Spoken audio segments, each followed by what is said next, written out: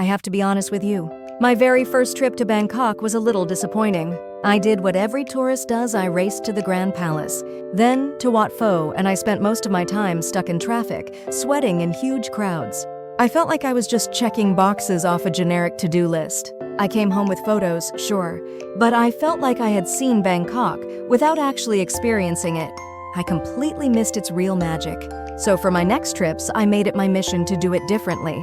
I spent countless hours digging through blogs, talking to locals, and exploring those little side streets you won't find in the main travel guides.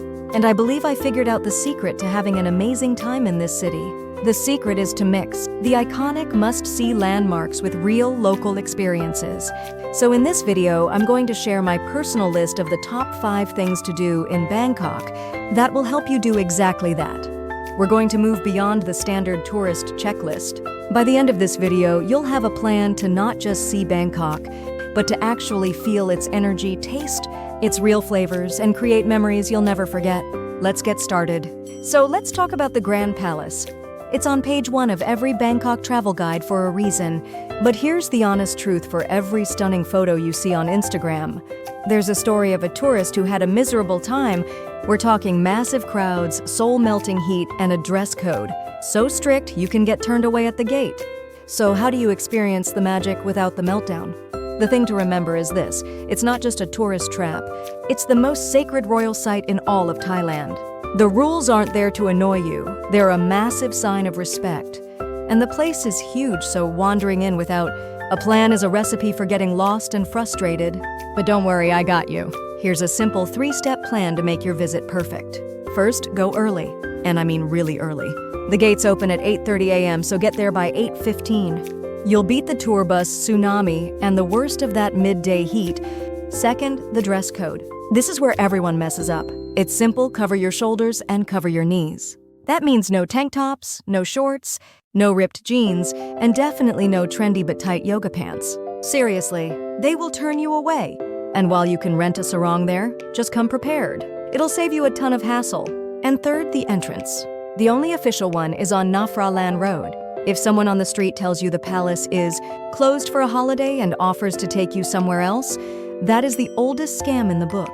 Walk away and only buy your ticket from the official booth inside the gates.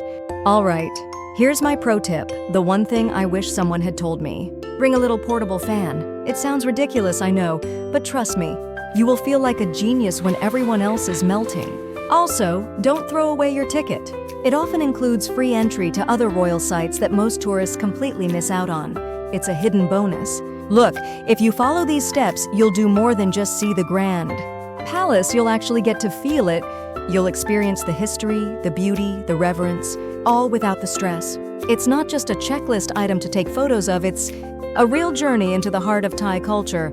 All right, so after a long, hot day exploring the Grand Palace, you're probably dreaming of a relaxing evening. You've seen those incredible photos online of dinner cruises on the Chao Phraya River, with Wat Arun and the temples all lit up at night. It looks absolutely magical. But let's be real for a second. The reality for a lot of first-timers can be a nightmare. You show up at a chaotic pier, get hassled by aggressive touts, trying to sell you overpriced tickets, and end up on a crowded boat with a mediocre buffet, feeling like you've just fallen into a classic tourist trap. So how do you get that 5-star experience without the 5-star scam? The reason it's so confusing is that there isn't just one river cruise.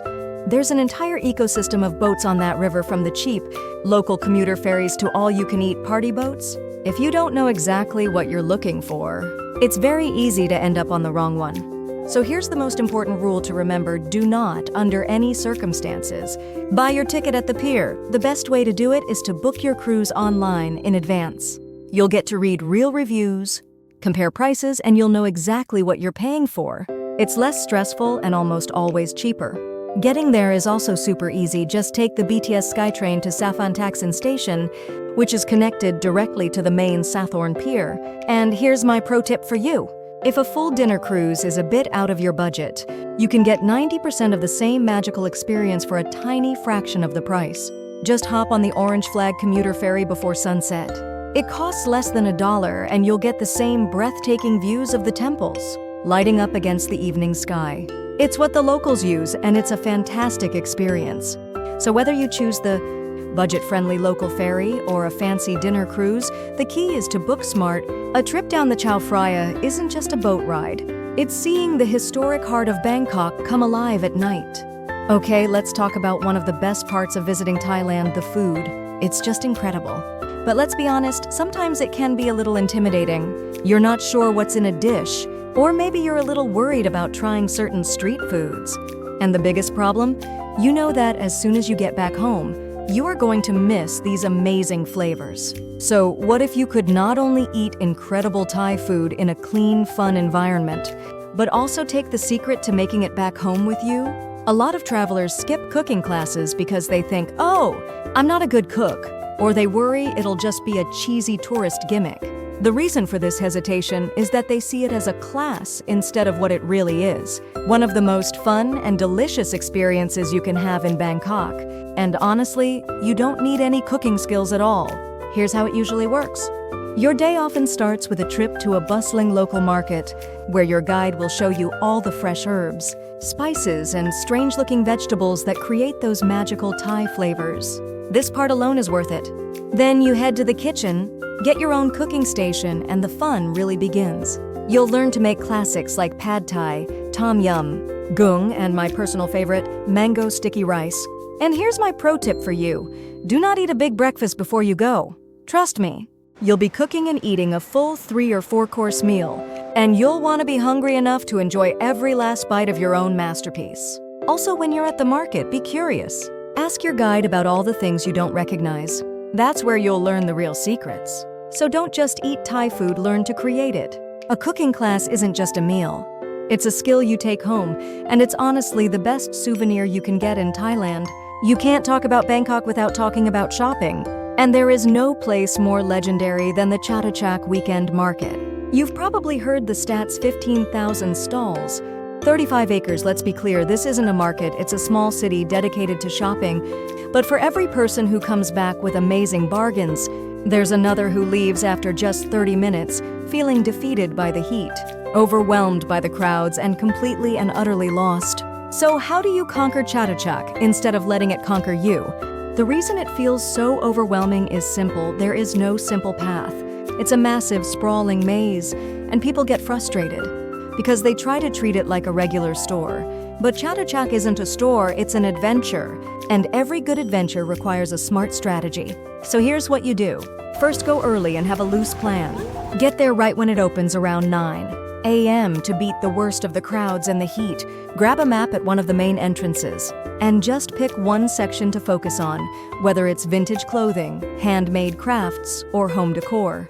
Don't try to see it all. You can't. Second, cash is king, and bargaining is part of the fun. Most vendors don't take cards. Always have small bills, and when you find something you love, it's okay to politely bargain. A friendly smile and a simple, "Can you do a better price?" can often get you a 10-20% discount. And here's my pro tip: the real magic of Chatuchak is the food. When you start to feel overwhelmed, don't give up. That's your cue to find a coconut ice cream stand or a vendor selling grilled meat skewers. Take a break, refuel, and then dive back in. Also, and this is a game changer, the market has its own courier services like DHL right on site. So if you fall in love with a big piece of art, you can ship it home right from the market. So, go early, have a plan, and embrace getting a little lost. Chatuchak isn't just a place to buy things. It's a full-on sensory experience and a snapshot of the beautiful chaos that makes Bangkok so special. After a long day exploring the busy streets of Bangkok, there's no better way to end your day than by rising above it all. Literally. You've seen those incredible pictures from Bangkok's famous rooftop bars with the entire city sparkling below you like a galaxy of lights. It looks like a scene straight out of a movie. But maybe you've hesitated thinking, that looks way too expensive for me, or I don't have anything fancy enough to wear.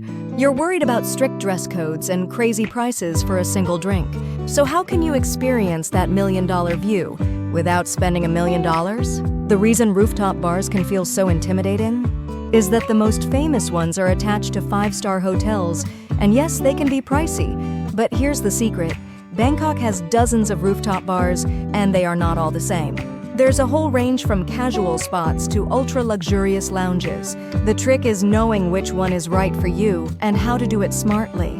So here's your simple guide. First, the dress code. For most places, it's smart casual. Just remember this simple rule: no shorts, no sleeveless shirts, and no flip-flops. For guys, a pair of long pants. And closed-toe shoes will get you in almost anywhere. Second, if you can, make a reservation, especially if you want a table right by the edge with the best view. And third, go for sunset. Arriving just before the sun goes down allows you to see the city transform from day to night, which is absolutely magical. And here's my favorite pro tip. You don't have to go for a full, expensive dinner. My strategy is to have a delicious, cheap meal on the street, and then go up to a rooftop bar for just one amazing cocktail with that incredible view. You get the same jaw-dropping experience and the same Instagram photos for a fraction of the cost. So follow the dress code, go for the sunset, and just enjoy the moment. A visit to a rooftop bar isn't just about having a drink. It's about seeing this incredible, sprawling city from a totally different perspective, a moment of peace high above the beautiful chaos. And there you have it, 5 incredible experiences that will help you dive deeper than the average tourist in Bangkok, from conquering the Grand Palace without the stress to finding that perfect, jaw-dropping rooftop view. You now have a solid plan to make your first trip truly unforgettable. But before you go, as a thank you for watching all the way to the end, I want to share one final bonus tip. All of these activities, the river cruises, the cooking classes, can be booked online, and I highly recommend you do that to avoid scams and save time. My personal go-to for booking these is Get Your Guide. It's super reliable, has great reviews, and I've put a link to the exact cooking class and river cruise I talked about in the description below. So now you know what to do in Bangkok. But how do you actually get around this massive, chaotic city without wasting all your time and money on transport? How do you master the SkyTrain, avoid the taxi scams, and use a tuk-tuk like a local? Well, that's exactly what we're covering in the next video. In our Bangkok series, it's the ultimate guide to getting around Bangkok like a pro. So, if you're ready, click on the video on your screen right now, and let's conquer Bangkok's transport together. I'll see you there.